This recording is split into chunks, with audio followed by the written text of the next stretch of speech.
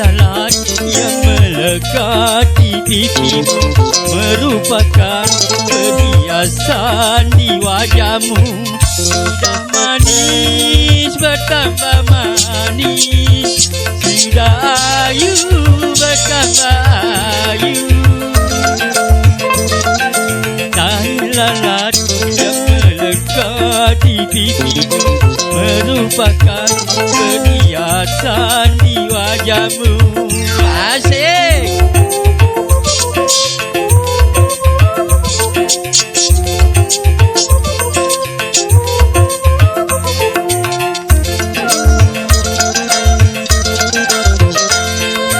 Memang banyak gadis yang memiliki tai lalat yang melekat di pipi, tapi itu belum tentu serasi dengan wajah orang itu sendiri.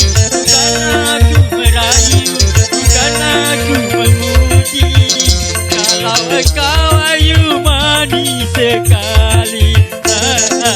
Tai lalat yang melekat di pipi merupakan perhiasan di wajahmu.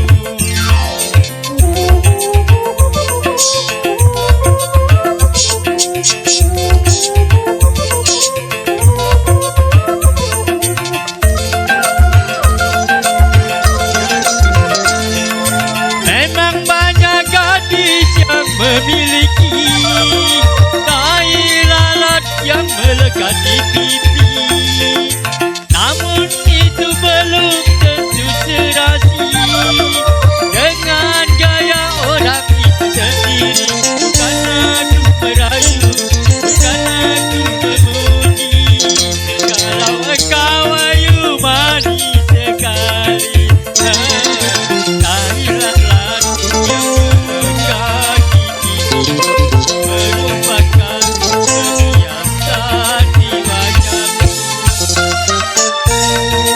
Bertambah manis, sudah ayu bertambah ayu.